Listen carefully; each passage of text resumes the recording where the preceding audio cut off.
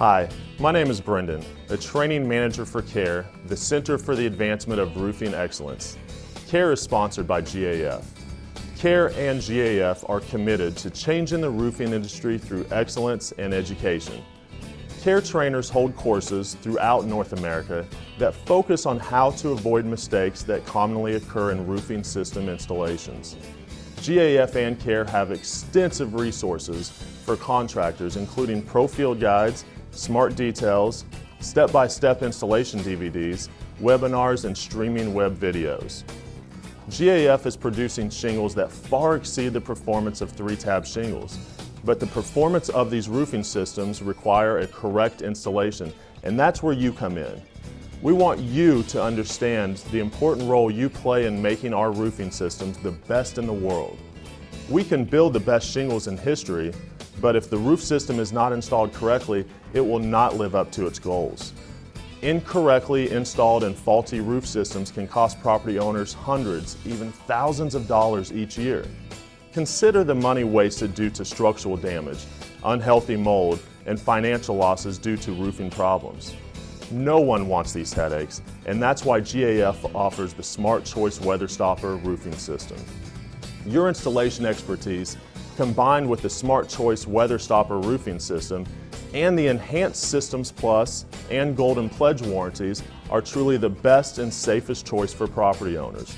Throughout this video, we will cover a lot of valuable information. Be sure to share what you learn in this video with your teammates and coworkers. Now, let's get started.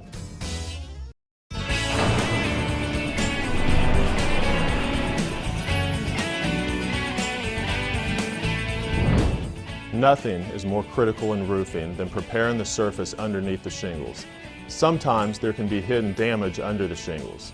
With a roof tear-off, the old materials are removed and you'll have a clean deck that allows you to see any potential problems. If there is reason to believe that there is damage beneath the shingles, it is generally a good idea to tear them off. If the old roof is still in place, it's more difficult to know what's underneath. There could be rotted wood or cracked boards. Also, if the deck is not sound, it may not hold the nails as well. Any of these problems could telegraph through the new roof and make the finished job look bad, as well as compromise the performance of the system. Remember, cedar shakes, tile, and slate roofs must always be torn off before installing asphalt shingles. They are just not the right surface for shingles. Here are some suggestions for removing old asphalt or wood shingles. To perform a roof tear-off, professionals will use specially designed roofing tear-off shovels, a large flat shovel, or a serrated edge shovel to remove the existing roofing materials. It's better to use good tools because the tear-off will go quicker and easier. Remove all debris and waste materials from the deck and then sweep it clean.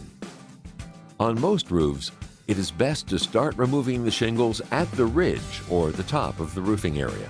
Otherwise, the debris may fall through the open sheathing and into the house, where it could cause additional cleanup problems. Fill in any empty spaces with new boards to provide a continuous smooth nailing surface for the new asphalt shingles. Another option is to apply a new approved deck sheathing. If the deck needs replacing, use either high-quality exterior-grade plywood, sheathing boards, or the Engineered Wood Association approved exterior grade non-veneer structural panels.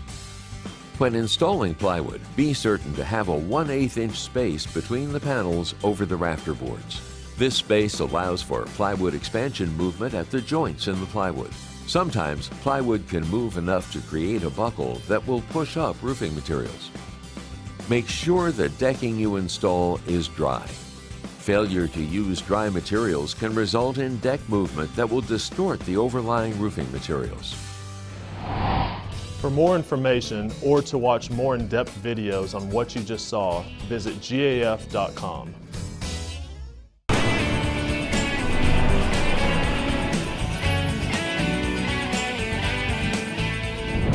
Some contractors ignore the drip edge, but a drip edge is critical for a few reasons. Not only does the drip edge provide a finished look from the street, it also helps protect the property in many other ways. The right drip edge helps protect the vulnerable areas from insects entering the space between the deck and the fascia board. Drip edge also protects the deck from wind-driven rain. First, drip edge improves the efficiency of water shedding at the edges, pushing water away from the building, adding to the protection of the underlying wood. Second, it guards against the movement between the deck and the fascia boards. And finally, it adds a finished look to an asphalt shingled roof.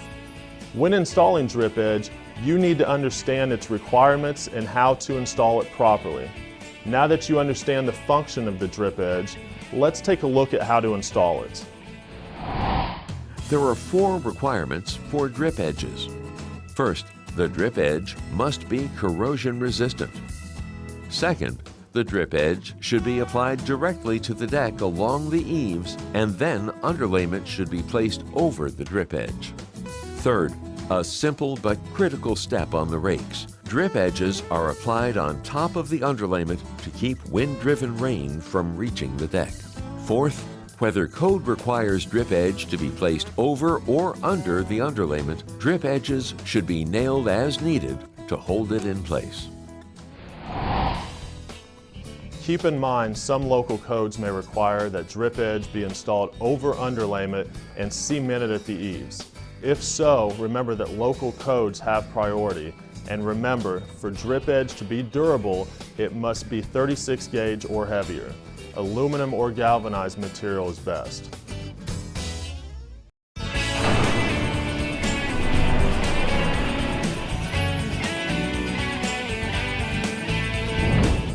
The purpose of a good roof system is to keep the roof deck dry. If the deck gets wet, it can cause blistering in the overlying roofing. It can also cause problems inside the house, like wet insulation or stains on the walls and ceilings. The moisture can also cause degradation of the deck itself, like delamination or rot. You should always start with a dry deck. If there is moisture present, wait for it to dry before putting down the underlayment or starting the installation. Since roof leaks typically occur at vulnerable areas, such as in the valleys and around penetrations like chimneys, plumbing vents, and skylights, these critical areas require the extra protection that WeatherWatch or StormGuard leak barriers can provide. WeatherWatch has a granule surface, while StormGuard has a film surface. It's your choice. They both do the same important job. Now, let's take a look at how to install leak barrier. As an example of leak barrier applications, we'll discuss the WeatherWatch installation. Before you install WeatherWatch, make sure the roof surface is clean. For greater safety and on-roof handling, cut it into manageable lengths of 10 to 20 feet. Then position one end of the roll at the rake edge where you plan to begin and align the edge of the roll with the eave. The WeatherWatch will be installed over the edge metal along the eave. Begin by peeling off the split-release film on the back. Unroll WeatherWatch and remove the film while keeping the edge aligned with the eave as you go. Since WeatherWatch has a time and heat-activated adhesive, it may be repositioned before the adhesive bonds firmly to the roof. You can also install WeatherWatch or StormGuard underneath the drip edge and over the fascia. This is a way to protect from extreme ice damming problems as it covers the seam of the fascia and the deck. If using this method, make certain that all of the WeatherWatch or StormGuard is covered by the drip edge because these materials are not designed to be permanently exposed to sunlight. When installing it in places where you will use flashing, first position WeatherWatch so that it sufficiently covers both the deck and the vertical surface. Then install the flashing over the WeatherWatch or StormGuard. In addition to eaves in the north, WeatherWatch can also be used along the rakes, in valleys, and on any other place where added protection from wind-driven rain and ice is needed. Some contractors choose not to install leak barriers at critical areas, but GAF factory-certified contractors have been trained to use them as a secondary flashing for extra protection in critical leak areas. When installing the Golden Pledge or Systems Plus limited warranties, GAF factory-certified contractors use WeatherWatch or StormGuard leak barriers at all valleys, dormers, skylights, chimneys, vertical walls, and plumbing vents. For more information and instructions on how to install Weather Watch or Storm Guard leak barriers, visit GAF.com.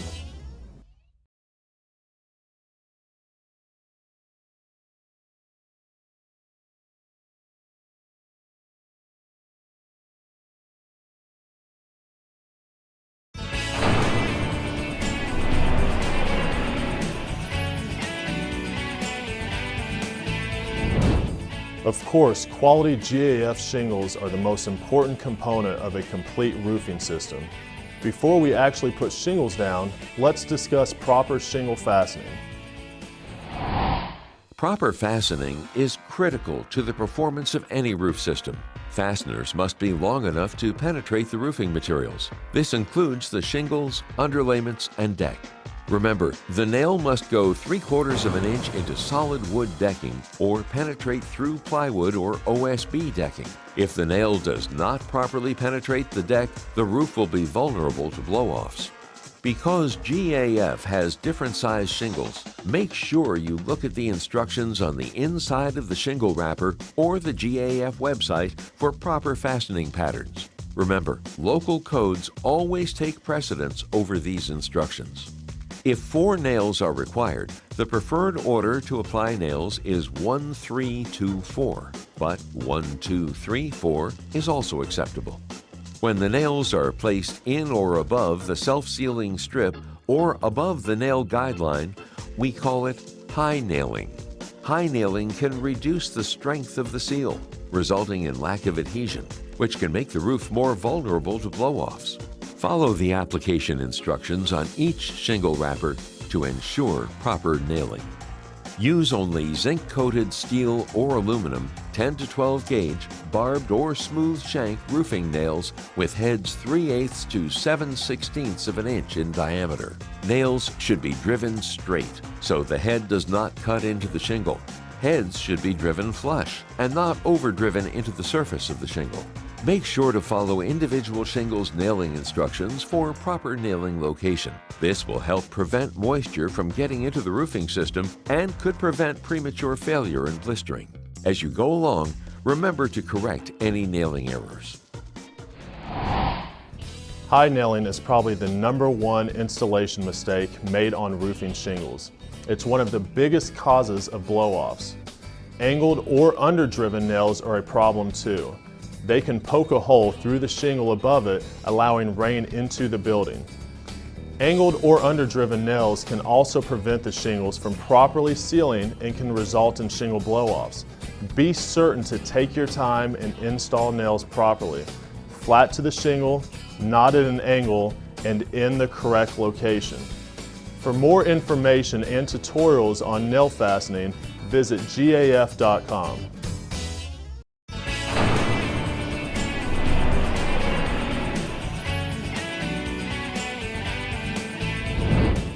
One of the most common sources of failure in a roof system is the improper installation of starter shingles. This starter course is very important, especially for wind resistance. GAF offers ProStart and Weather Blocker starter strips that are manufactured with a perforated line. This feature is a real time saver by eliminating the need to manually cut and clean up shingle tabs.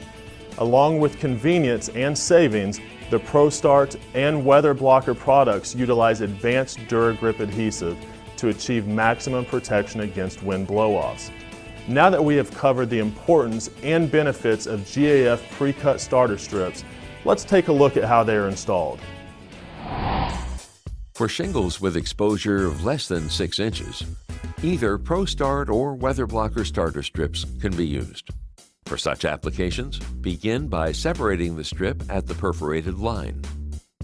When applying shingles with exposures greater than 6 inches, such as the Camelot collection, only full unsplit Weather Blocker starter strip can be used. Place the appropriate sized starter strip with the sealant facing up at the eave edge. For proper water drainage, both ProStart and Weather Blocker starter strip require a 1/4 to 3/4 inch overhang at all eave and rake edges. Every starter strip requires a minimum of 4 nails driven in a straight line fashion 1.5 to 3 inches above the shingle's bottom edge. Begin with the first nail at a distance of 1.5 to 3 inches from the beginning side edge. Space the remaining 3 nails 10 to 12 inches from the previous nail, and the fourth nail 1 to 2 inches from the ending edge. When installing metric dimension shingles, you must trim 5 inches off the first weather blocker starter strip or 3 inches off the first ProStart starter strip. This critical step ensures that the starter strip butt joints and overlapping shingle butt joints are offset a minimum of 4 inches. Depending on the length of the shingle being installed, a 10 to 12 inch section of starter strip may periodically need to be cut and installed to meet the required 4-inch offset. Fasten the adjustment starter strip with 2 nails 1 to 2 inches from each side end. For maximum wind resistance, starter strips should be installed along all rake edges. Begin by laying the strip with the sealant side up, closest to the rake edge. Position the starter strip so that it overlaps the eave starter strip by at least 3 inches. As with the eave edges, the starter strip must overhang the rake edge 1/4 to 3/4 of an inch. Begin the line of nail fasteners 1 to 2 inches from the side edge of the starter strip and 1.5 to 3 inches from the rake edge. Complete the rake edge starter course by nailing along a vertical line every 10 to 12 inches up the rake until reaching the ridge. Let's sum up the advantages of pre-cut starter strips. First, by not having to manually cut shingles, you will save a considerable amount of time and money. Second, they eliminate the possibility of jagged and unsightly eave edges. And third, the factory-applied DuraGrip adhesive on all GAF pre-cut starter strips provides maximum protection against rain and wind blow-offs. For more information on pre-cut starter strips, visit GAF.com.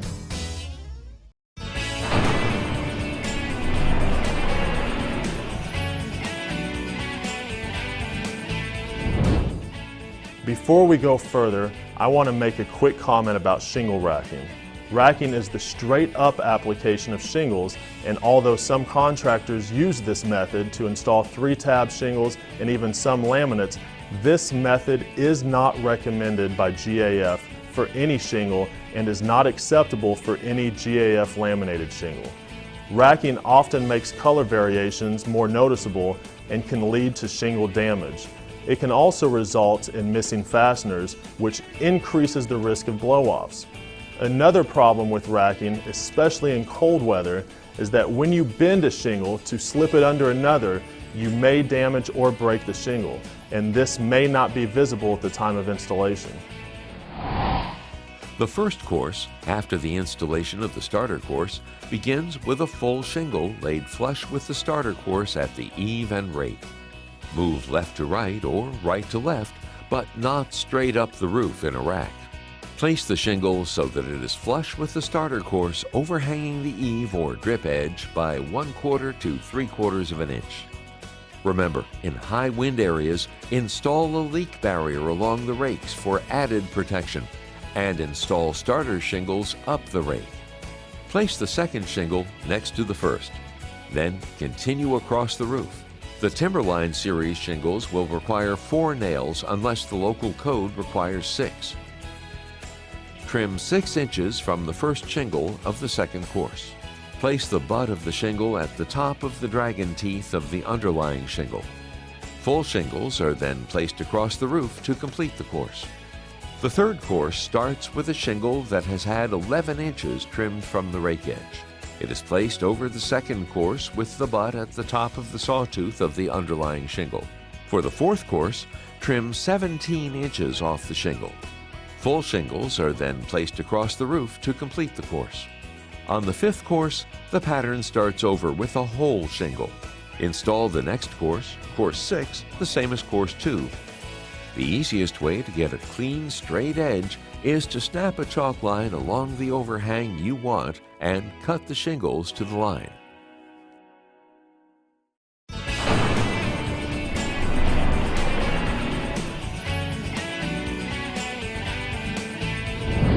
The importance of flashing is often minimized and its installation is sometimes ignored, especially in poor roofing installations.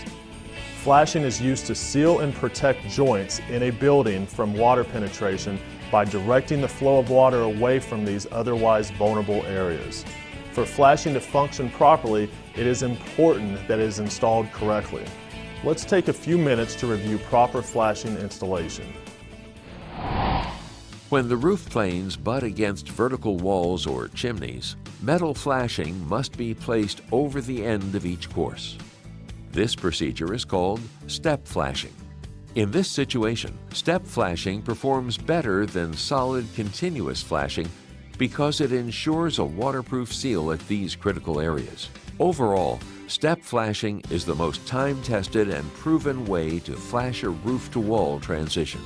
The metal flashing strips used for step flashing are rectangular, typically 10 inches wide and 2 inches longer than the exposed area of the roof shingle. For typical 5-inch shingle exposure, use a 10-inch by 7-inch piece of flashing. GAF has several shingles that are much wider than standard shingles. Some of these shingles measure 17 inches wide by 40 inches long. The non-exposed area on these shingles is typically 9.5 inches wide. To completely cover these shingles with step flashing, use 10.5-inch wide flashing, or simply install 2 overlapping pieces of a normal step flashing to fully cover this area.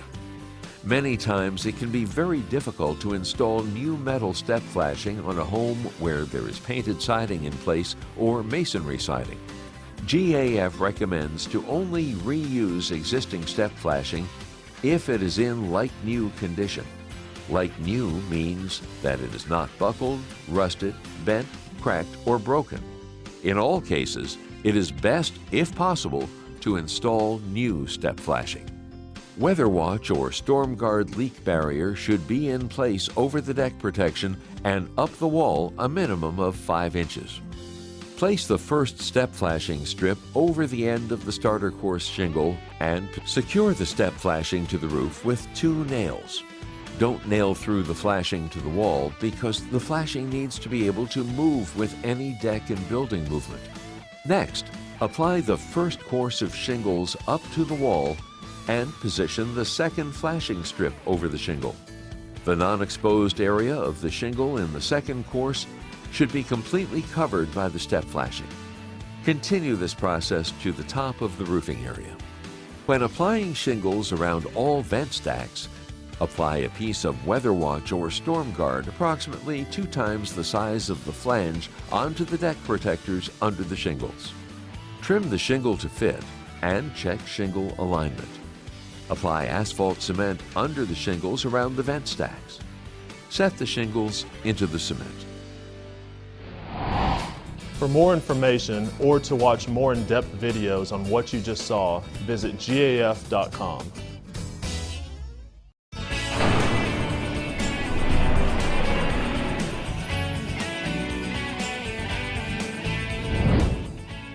A critical and often overlooked component of every building is ventilation. Many roofing professionals estimate that 90% of the homes in North America are improperly ventilated. This is one problem area that can be corrected when a new roof is installed. The attics you work on need effective ventilation to keep them cooler in the summer and drier in the winter. For your attic ventilation to be effective in combating heat buildup and moisture condensation, the entire underside of the roof sheathing should be ventilated continuously and uniformly. The best way to do this is to install intake vents and exhaust ridge vents and ensure that they are working together. Now, let's take a look to see how this is done. It is important to understand that a properly ventilated roof relies on a system of products such as Cobra Ridge exhaust vents that work in conjunction with soffit vents or fascia vents. To meet the minimum government ventilation standards, follow the 1 in 300 rule. GAF has developed a chart shown in the Pro Field Guide, ventilation literature, and the GAF website that can show you how much ridge vent and soffit ventilation is needed. For ventilation of complex and uncommon attic spaces, contact Tech Services for assistance with your calculations. Cobra coiled ridge vent can either be hand-nailed or applied with a nail gun. You must have a 3 in 12 minimum roof slope and a maximum 20 in 12 roof slope. On structures without ridge boards, make a 1-inch cut along both sides of the ridge. On structures with ridge boards, make a 1 3/4 inch cut on each side of the ridge. Leave 6 inches of uncut sheathing at each gable end to protect ends from wind-driven rain. Be careful to set your saw depth to cut the sheathing only. Next, cover the entire ridge with Cobra ridge vent. Use roofing nails to tack the vent in place. Caulk any ends together if the ridge length is longer than a roll of Cobra. Finally, install ridge caps over the Cobra ridge vent. Use the Cobra Smart nails supplied in the package. Do not overdrive the nails. When using the nail gun version, attach the nail gun adapter to the end of the nail gun and use the 1 3/4 inch nails supplied in the roll. Be sure to disconnect the air supply line prior to attaching the adapter. Always be sure to install the capping to match the shingles that are being installed. You install Cobra Rigid Vent 2, Cobra Rigid Vent 3, Snow Country, and Snow Country Advanced Ridge Vents in a similar manner. To understand the installation of these Cobra Rigid Vents, let's first take a look at some of the unique features of these ridge vents. First, there is the self-closing end. This unique design allows for very easily finished ends. There's no need for the caulking, end caps, rivets, etc. that some ridge vents need. Simply bend to conform to the roof and install. Second are the male-female tabs on the ends. All you have to do is align these tabs and butt the ridge vents together as you go across the ridge. Finally, there are the nail guide lines. When capping the ridge vent, use these lines to properly place your nails, and then cap the ridge vent with appropriate capping. Make sure to trim the second to last ridge vent section to assure the self-closing end is installed properly at the end of the ridge. While we are on the topic of ridge vents, let's take a moment to discuss ridge caps. Nothing dresses up a roofing job more than a neat hip and ridge installation. It is the crowning touch of the roofing job. For the best protection, GAF offers TimberTex and Ridge Glass products that qualify for a lifetime limited warranty when installed with a lifetime warranted shingle like Timberline. It's the right choice for the customer, not only because of the warranty, but because they're designed to complement the color of GAF shingles. For more information on ridge cap and ridge vent products, visit gaf.com.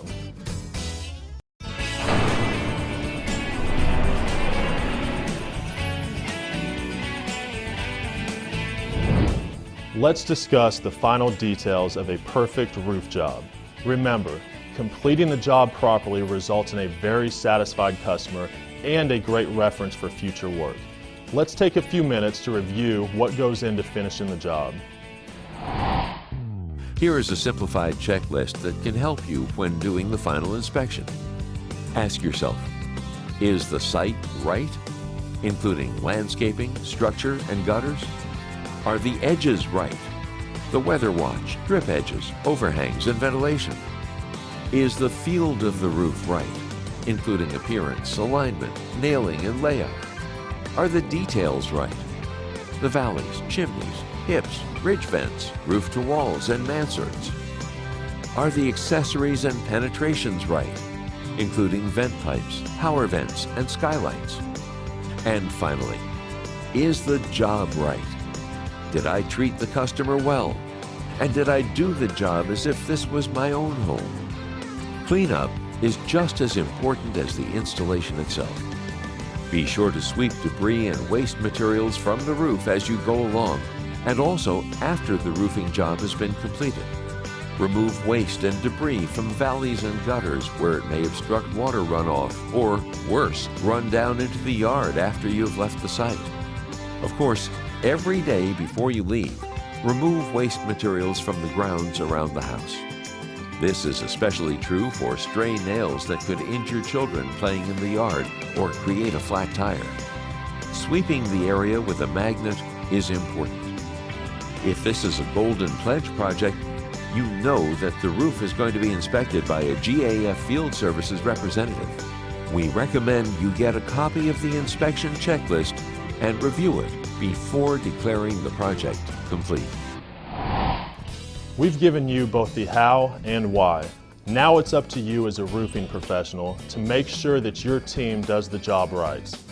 GAF is working hard to raise the professional standards of the roofing industry, and with professionals like you, we are having success. GAF has worked hard to become North America's largest roofing manufacturer and to create products that contractors and homeowners can trust. This reputation can only be maintained if you provide quality installations that will impress homeowners and will separate you from the crowd. True professionals are always looking to sharpen their skills. We look forward to seeing you at one of our CARE courses on roofing systems, roofing cells, crew management, and more. CARE training will strengthen your commitment to excellence and education. Remember, treat everyone's roof with the same care as you would your own. Good luck with your installations, be safe every day on every roof, and thank you for watching.